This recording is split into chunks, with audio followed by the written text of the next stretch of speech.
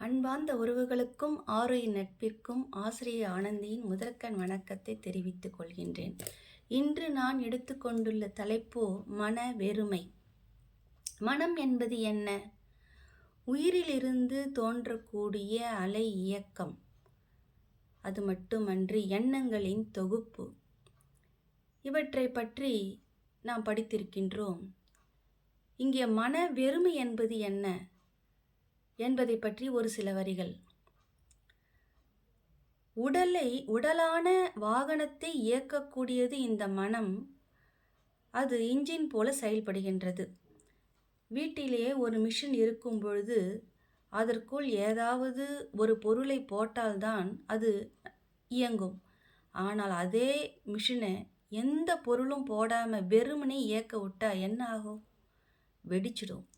அதுபோல தான் இந்த மனசு கூட. நாம் ஏதாவது நல்ல எண்ணங்கள், உயர்ந்த எண்ணங்களை போட்டால் நம்ம மனம் நல்ல பாதிக்கு கூட்டிகிட்டு போகும். நம்ம மனசில் தாழ்வான எண்ணங்கள், எதிர்மறை எண்ணங்களை போட்டால் அது தீய பாதிக்கு தான் நம்மளை கூட்டிகிட்டு போகும்.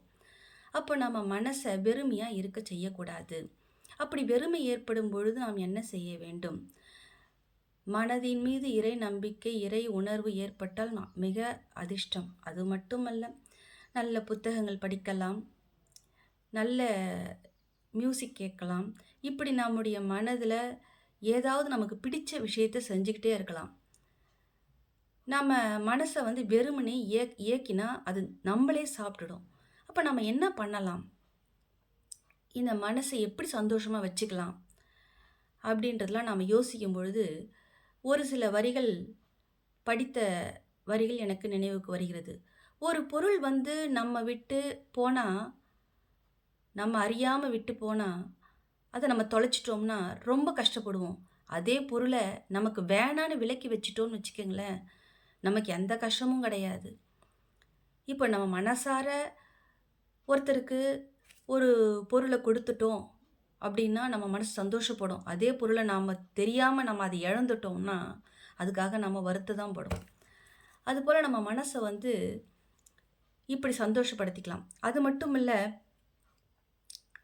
மனசை எப்போ பிஸியாகவே வச்சுக்கலாங்க. அப்படி பிஸியாக இல்லாமல் போச்சுன்னு வச்சிங்களேன், நம்ம மனசு புறங்கூற போயிடும். எதையாவது தேவையில்லாத விஷயங்களை பேச சொல்லும், மற்றவங்களோட மனசை புண்படுத்த சொல்லும். இப்படியெல்லாம் தேவையில்லாத விஷயங்களை நோக்கி நம்ம மனம் போயிடும். அப்போ மனசை எப்போவுமே நம்ம பிஸியாகவே வச்சுக்கணும். அது மட்டும் இல்லை, ஒரு சில பாடல் வரிகள் என் நினைவுக்கு வருகின்றது. அதை உங்கள் முன் வைக்கின்றேன். கண் போன போக்கிலே கால் போகலாமா, கால் போன போக்கிலே மனம் போகலாமா, மனம் போன போக்கிலே மனிதன் போகலாமா, மனிதன் போன பாதையை மறந்து போகலாமா. இந்த பாடல ஒரு சில வரி எனக்கு நினைவுக்கு வரும்.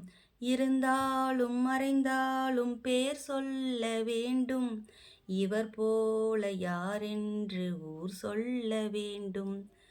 என்ன அருமையான வரிகள் பார்த்தீங்களா? அப்போ நம்ம மனசு நல்லது செஞ்சோம் உலகம் பாராட்டும், கெட்டது செஞ்சால் உலகம் தூற்றும். அதனால் நம்ம மனசை எப்பவும் நல்ல எண்ணங்களால் நிரப்புவோம், மனசை வெறுமையிலிருந்து விடுபட செய்வோம் என்று கூறி மீண்டும் ஒரு நன்றியும் வணக்கத்தையும் கூறிக்கொண்டு விடைபெறுகின்றேன். நன்றி, வணக்கம்.